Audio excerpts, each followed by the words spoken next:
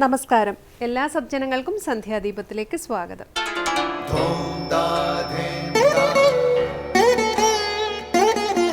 ശുഭം ഭവതു കല്യാണമായുസാരോഗ്യവർദ്ധനം സർവദുഃഖ വിനാശായ സന്ധ്യാദീപം നമോസ്തുതേ.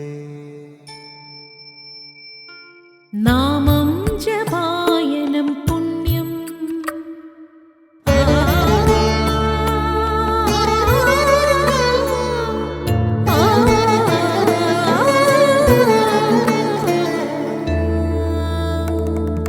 നാമം ജപായനം പുണ്യം നിരുപമദീപാങ്കുരം പോലെ സ്വരശ്രുതിലയവരമതുലം ദീവാങ്കണം മോക്ഷസംഗീതസാരം നീളും വഴിത്താരയിൽ ജീവതാരം മന്ത്രാലാപം മായാവിൻ നിൻ പ്രസാദം.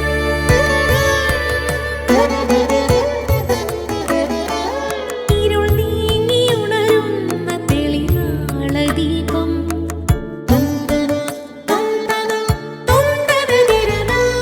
ഇരുൾ നീങ്ങിയുണരുന്ന തെളിനാളദീപം പ്രണവാമൃതം ചൊരിയുന്ന ദീപം.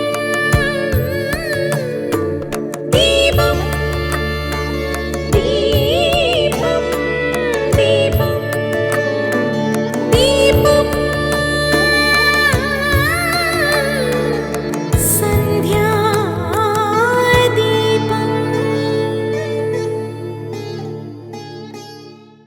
ശബരിമല തീർത്ഥാടനത്തിൽ പ്രധാനമാണ് കെട്ടുനിറയ്ക്കൽ. കലിയുഗ വരദനായ ശബരീശ്വരനെ ധ്യാനിച്ചു വേണം കെട്ടുനിറയ്ക്കാൻ. മാനാഭിമാനം ബോധം വെടിഞ്ഞ് ശരണം വിളിച്ചു വേണം കെട്ടുനിറയ്ക്കാൻ.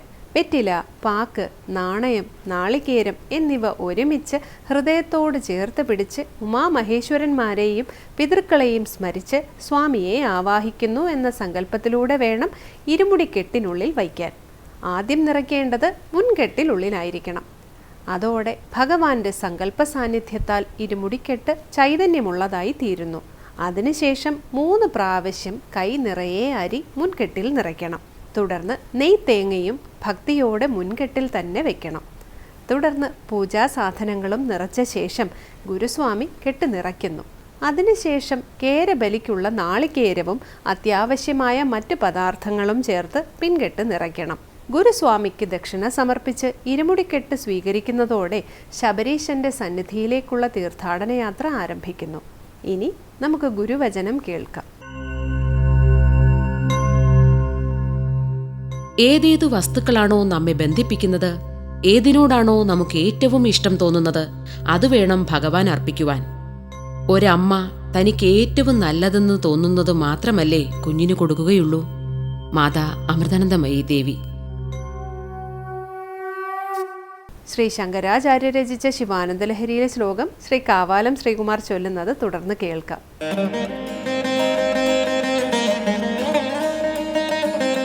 വക്ഷസ്ഥാടനമന്തകസ്യ കഠിനാപസ്മാരസമ്മർദ്ദനം ഭൂഭൃത് പര്യടനം നമത്സുരശിരഃ കോടീരസംഘർഷണം കർമ്മേദം മൃദുലസ്യ താവകപദ ദ്വന്ദ്വസ്യ ഗൗരീപതേ മച്ഛേദോ മണിപാദുകാ വിഹരണം ശംഭോ സദാംഗീകുരു.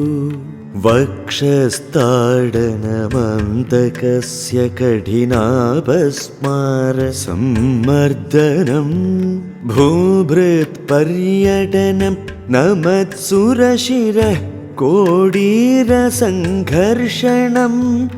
കർമ്മേദം മൃദുലസ്യ താവകപദ ദ്വന്ദ്വസ്യ ഗൗരീപതേ മച്ഛേദോ മണിപാദുകാ വിഹരണം ശംഭോ സദാംഗീകുരു.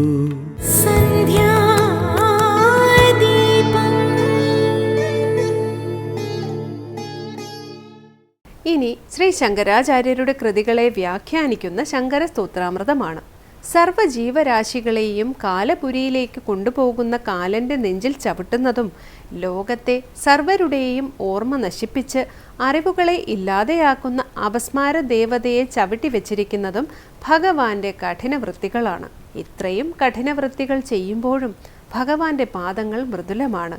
അതുകൊണ്ട് തൻ്റെ മനസ്സാകുന്ന പാദുകം ധരിക്കാൻ ഭഗവാനോട് ഭക്തൻ പ്രാർത്ഥിക്കുന്ന ശിവാനന്ദ ലഹരിയിലെ 65-ാം ശ്ലോകം സ്വാമി ചിദാനന്ദപുരി വിവരിക്കുന്നത് ഇനി കേൾക്കാം.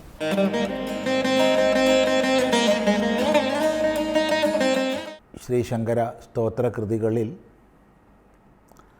ശിവാനന്ദ ലഹരിയിൽ 64-ാമത്തെ ശ്ലോകമാണ് നമ്മൾ ശ്രദ്ധിക്കുന്നത്. അവിടെ എൻ്റെ മനസ്സാകുന്ന രത്നപാദുകം,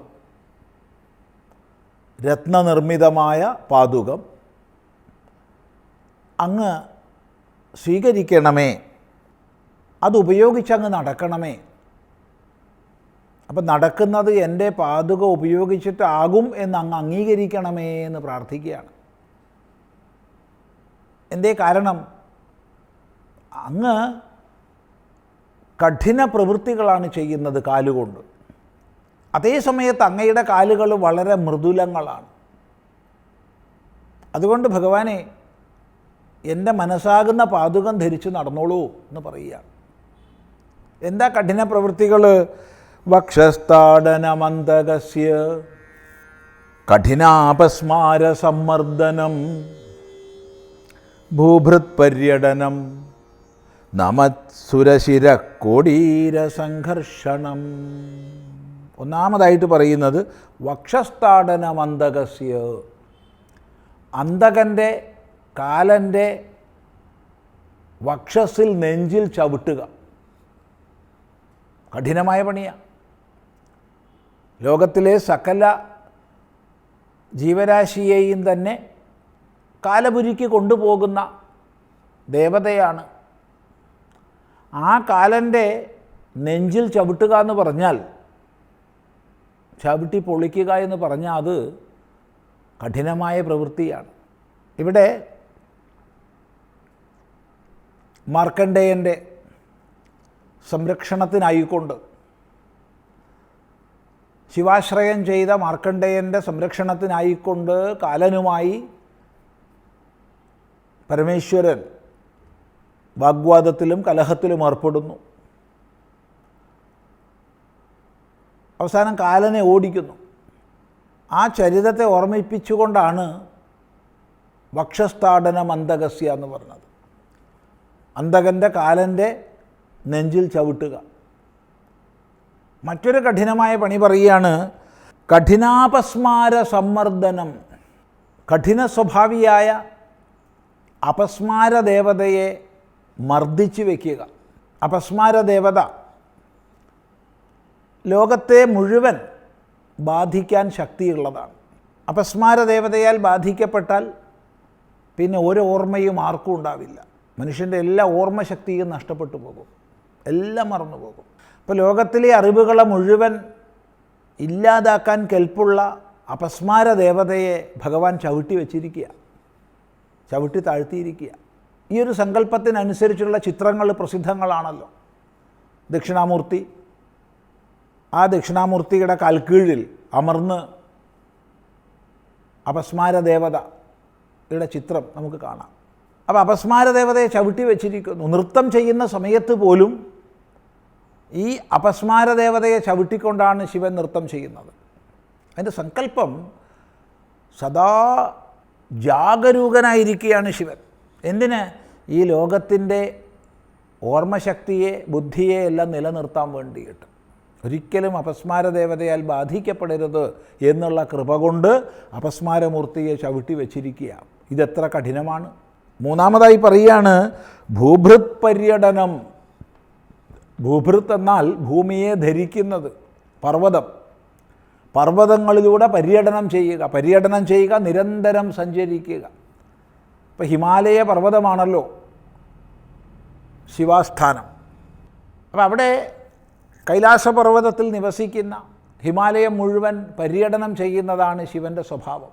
കഠിനമായ പർവ്വതത്തിലൂടെ സഞ്ചരിക്കുക എന്നുള്ളത് ക്ലേശകരമാണ്. അതാണ് മൂന്നാമത്തത്. നാലാമത് പറയുകയാണ് നമത് സുരശിരക്കോടീര സംഘർഷണം. നിരന്തരമായി സകല ദേവതകളും ശിവനെ നമസ്കരിക്കുന്നു. അങ്ങനെ നിരന്തരം ദേവതകൾ നമസ്കരിക്കുന്ന സമയത്ത് എന്താ സംഭവിക്കുന്നത്? നമത് സുരശിരക്കോടീര സംഘർഷണം ഉണ്ടാവുന്നു. നമിക്കുന്ന സുരന്മാരുടെ ദേവന്മാരുടെ ശിരസ്സുകളിൽ ധരിച്ചിട്ടുള്ള കോടീരങ്ങളുടെ കിരീടങ്ങളുടെ സംഘർഷം. ഈ കിരീടങ്ങൾ ശിവൻ്റെ കാലിൽ തട്ടുന്നു. അവർ നമസ്കരിക്കുക ചെയ്യുന്നത്, പക്ഷേ അത് ഉപദ്രവമാണ്. ലോഹം കൊണ്ട് സ്വർണം കൊണ്ട് രത്നങ്ങളെ കൊണ്ടൊക്കെ അലങ്കരിച്ച കിരീടങ്ങൾ കാലിൽ അമരുമ്പോൾ അത് ക്ലേശമാണ്. അപ്പം ഇങ്ങനെ ശിവപാദങ്ങൾ ചെയ്യുന്ന 4 പ്രവൃത്തികൾ പറഞ്ഞു. 4ഉം കഠിനമാണ്. ഒന്ന്, കാലൻ്റെ നെഞ്ചിൽ ചവിട്ടുക. 2, അപസ്മാരമൂർത്തിയെ ചവിട്ടി താഴ്ത്തി വയ്ക്കുക. 3, പർവ്വതത്തിലൂടെ നടക്കുക. 4, നമസ്കരിക്കുന്ന ദേവതകളുടെ കിരീടത്തിൻ്റെ താടനമേൽക്കുക. അപ്പോൾ ഇതൊക്കെ ചെയ്യുമ്പോൾ അവിടുത്തെ കാല് വളരെ കഠോരമാണെങ്കിൽ ഒരു പ്രശ്നവുമില്ല. എന്നാൽ അവിടുത്തെ കാലുകൾ താമരപ്പൂ പോലെ മൃദുലങ്ങളാണ്. അതാണ് മൃദുലസ്യ താപകപദദ്വന്ദ്വസ്യ. മൃദുലമായിരിക്കുന്ന അങ്ങയുടെ കാലിണകളുടെ കർമ്മം ഇതൊക്കെയാണ്. കർമ്മ ഇതം. അപ്പോൾ എന്ത് വേണം? ഹേ ഗൗരീപദേ, അല്ലയോ ഗൗരിയുടെ നാഥനായ ഹേ ശംഭോ, മച്ചേതോ മണിപാതുകാ വിഹരണം സദാ അംഗീകുരു. എൻ്റെ ചേതസ്സാകുന്ന മുത്തുകളെ കൊണ്ടുണ്ടാക്കിയ രത്നത്തെ കൊണ്ടുണ്ടാക്കിയ പാതുകയിൽ കയറി വിഹരിക്കാം എന്നുള്ളത് അംഗീകരിക്കൂ എന്ന് പറയുകയാണ്. ഇതാണ് ഭക്തൻ്റെ പ്രാർത്ഥന. തൻ്റെ മനസ്സിൽ ഭഗവാൻ സഞ്ചരിക്കണമേ എന്ന്. തുടർന്ന് നമുക്ക് അടുത്ത പ്രാവശ്യം ശ്രദ്ധിക്കാം.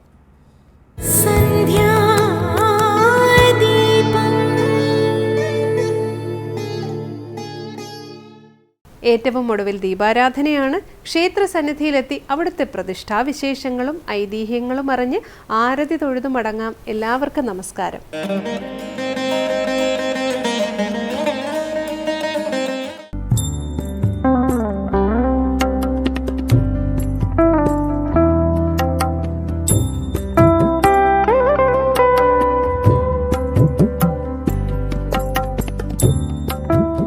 പാലക്കാടിന്റെ ഗ്രാമചൈതന്യങ്ങളുടെ കേദാരഭൂമികളിലൊന്നാണ് കുനിശ്ശേരി ഗ്രാമം.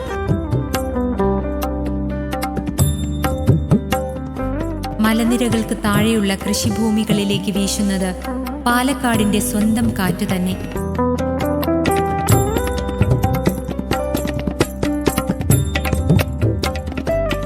അഗ്രഹാരങ്ങളിലെ രഥോത്സവങ്ങളിൽ ദൈവചൈതന്യം തേരിലേറുമ്പോൾ ഗ്രാമങ്ങളിലെ കൊയ്ത്തു കഴിഞ്ഞ വയലുകളിൽ കുമ്മാട്ടിക്കളികളും ആനയും അമ്പാരിയുമായി ഉത്സവങ്ങളുടെ ഘോഷയാത്ര തുടങ്ങുകയായി.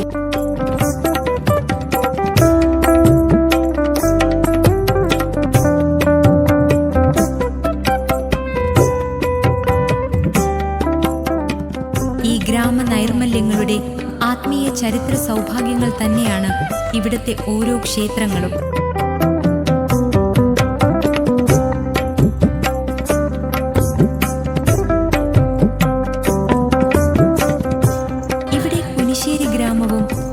മനുഷ്യരും ശ്രീ പൂക്കുളങ്ങര ദേവിക്ക് മുന്നിൽ അവരുടെ സ്വപ്നവും ജീവിതവും സമർപ്പിച്ച് ഉള്ളിൽ കെടാവിളക്കായി സൂക്ഷിക്കുന്നതും മഹത്തായ ഒരു ആത്മീയ പൈതൃകം തന്നെയാണ്.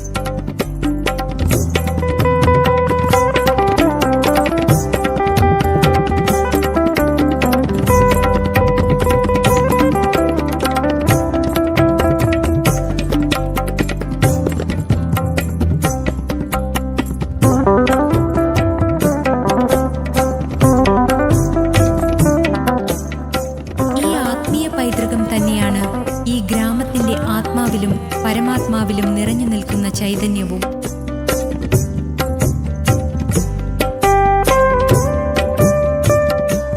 അഭയസ്വരൂപിണിയായ ദേവി തന്റെ ഭക്തരുടെ സംരക്ഷണത്തിനും സാമൂതിരി രാജാവിന്റെ അഹങ്കാരത്തിന്റെ പടയോട്ടത്തിനെ തകർക്കുന്നതിനുമായി ദേവീശക്തി തന്റെ സ്ത്രീജനങ്ങളിലേക്ക് പ്രസാദിപ്പിച്ചു.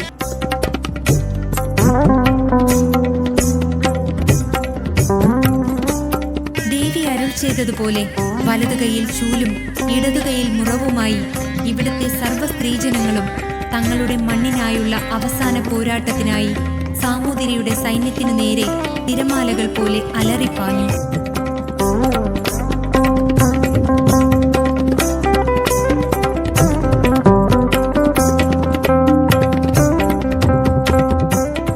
ആർത്തിരമ്പി വരുന്ന പെൺപടയിലെ ഓരോ സ്ത്രീകളെയും ഉഗ്രരൂപിണിയായ ദേവിയെപ്പോലെയാണ് സാമൂതിരിയുടെ സൈന്യം കണ്ടത്. ശക്തരായ സൈന്യം യുദ്ധം മറന്ന് ആയുധങ്ങൾ ഉപേക്ഷിച്ച് തിരിഞ്ഞോടുകയായിരുന്നു.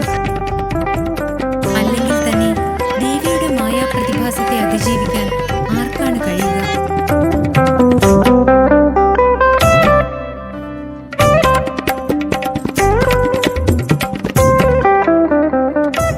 യുദ്ധത്തിന്റെ പരാജയ കാരണം അന്വേഷിച്ച് ജ്യോതിഷ പണ്ഡിതന്മാരുടെ മുന്നിലെത്തിയ സാമൂതിരി രാജാവിന് പരമാർത്ഥം മനസ്സിലാവുകയും ശ്രീ പൂക്കുളങ്ങര ദേവിയുടെ ശക്തിപ്രഭാവം നേരിട്ടറിയുകയും ചെയ്തു.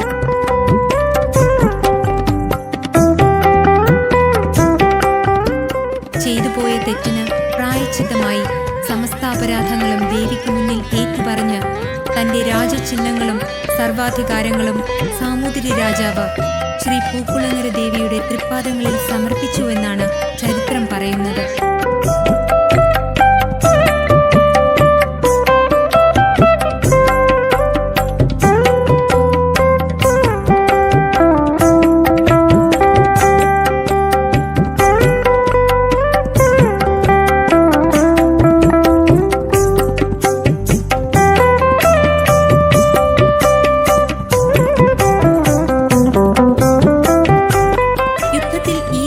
പുരുഷന്മാരെല്ലാം വീരമൃത്യു വരിച്ചതിനാൽ ദേവിയുടെ ആജ്ഞപ്രകാരം അനാഥരായ സ്ത്രീകളുടെ സംരക്ഷണത്തിനായി പോലകനാട്ടിൽ നിന്നും 500ഓളം നായർ പടയാളികളെ രാജാവ് ഇവിടേക്ക് കൊണ്ടുവന്ന് കുടിയിരുത്തി. കുടിയിരുത്തിയ പടയാളികൾ തങ്ങൾ എല്ലാ വർഷവും പതിവായി പങ്കെടുക്കാറുള്ള മാമാങ്കോത്സവം കാണാനുള്ള അനുവാദത്തിനായി രാജസന്നിധിയിൽ അപേക്ഷിച്ചു.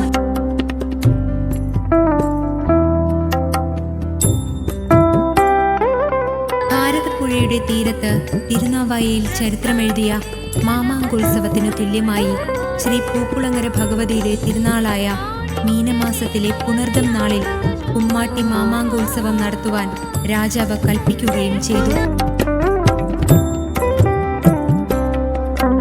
അന്നു മുതൽ എല്ലാ വർഷവും പുനിശ്ശേരിയുടെ ചരിത്ര പെരുമയായി ശ്രീ പൂക്കുളങ്ങര ദേവിക്ക് പ്രസിദ്ധമായ കുമ്മാട്ടി മഹോത്സവം നടത്തിവരുന്നു. 3 ദേശക്കാരുടെ ആത്മാവും മനവും ഒത്തുചേർന്നുള്ള മഹത്തായ ഉത്സവമാണ് കുമ്മാട്ടി മഹോത്സവം.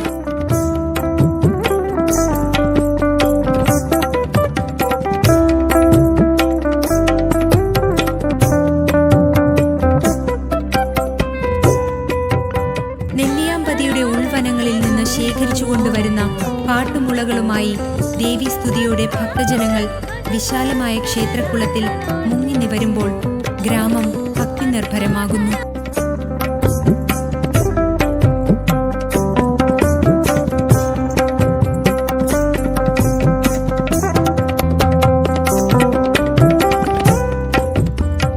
തുടർന്ന് വലിയ മുളകളും കയ്യിലേന്തി ഭക്തജനങ്ങൾ ക്ഷേത്രത്തിനു ചുറ്റും വലം വയ്ക്കുന്നു. കണ്ണൂർ പൂജയിൽ ക്ഷേത്രത്തിനു മുന്നിൽ തിങ്ങി നിറഞ്ഞ ഗ്രാമവാസികളോട് ശ്രീ പൂക്കുളങ്ങര ദേവിയുടെ കുമ്മാട്ടി മഹോത്സവത്തിന് എല്ലാവരും എത്തിച്ചേർന്നുവോ എന്ന് ഉറക്കെ ചോദിക്കുന്നതോടുകൂടി കുമ്മാട്ടി മഹോത്സവം തുടങ്ങുകയായി. തുടർന്ന് മുളകൾ വടക്കേത്തറ, തെക്കേത്തറ, കിഴക്കേത്തറ ദേശങ്ങളിലെ യഥാസ്ഥാനത്ത് സ്ഥാപിക്കുന്നു.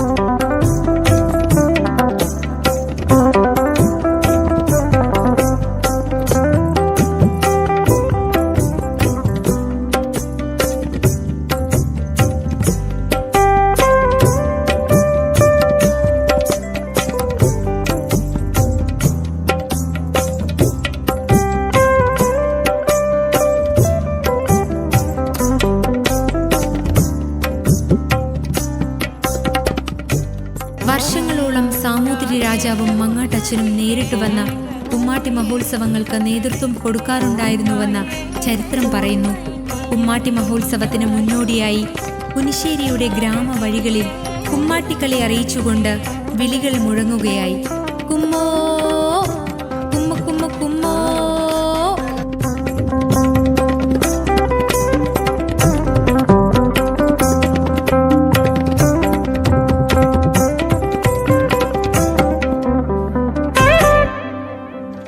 അങ്ങനെ കൊയ്ത്തു കഴിഞ്ഞ വയലുകളിൽ നെല്ല് വിളയാടുന്നത് പോലെ താളങ്ങളുടെയും മേളങ്ങളുടെയും വിളയാട്ടം തുടങ്ങുകയായി.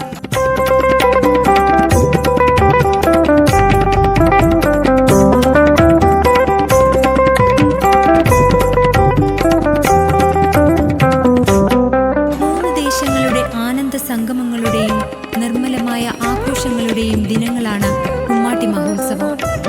രാജാവിൽ നിന്നും കാലാന്തരത്തിൽ ക്ഷേത്രത്തിന്റെ സർവാധികാരങ്ങളും ഗ്രാമവാസികളിൽ വന്നു ചേരുകയും അന്നു മുതൽ തങ്ങളുടെ പരദേവതയായ ശ്രീ പൂക്കുളങ്ങര ദേവിയെ മൂന്ന് ദേശങ്ങളുടെ കെടാവിളക്കായും ദിവ്യ ചൈതന്യമായും കണ്ട് ഗ്രാമവാസികൾ സർവാചാരപ്രകാരമുള്ള പൂജാവിധികളും ഉത്സവങ്ങളും നടത്തിവരുന്നു.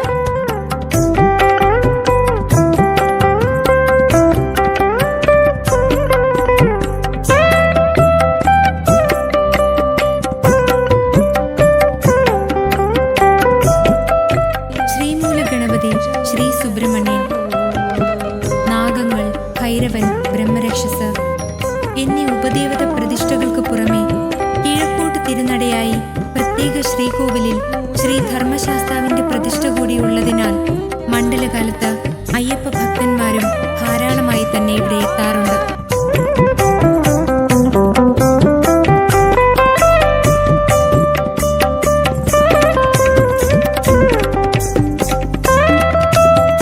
ദേവിയുടെ ശ്രീമൂലസ്ഥാനമായി സങ്കല്പിച്ച് വിശ്വസിച്ചു വരുന്ന സ്വയംഭൂ പ്രതിഷ്ഠയുള്ള തെക്കേ മന്നവും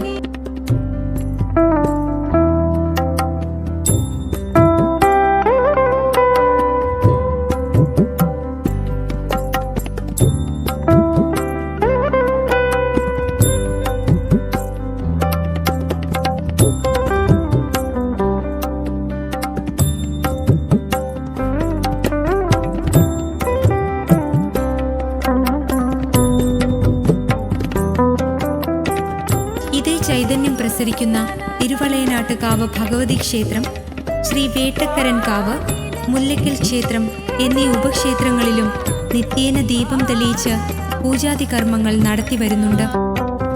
പൂക്കുളങ്ങര ദേവീക്ഷേത്രം മറ്റു പ്രാചീന ക്ഷേത്രങ്ങളിലേതുപോലുള്ള ശില്പചാതുരികൾക്കപ്പുറം രൂപഭംഗി കൊണ്ട് ചുറ്റമ്പലവും ശ്രീകോവിലുമൊക്കെ സ്നേഹമയിയായ ദേവീസന്നിധിയിലേക്ക് നമ്മെ വരവേൽക്കുന്നു.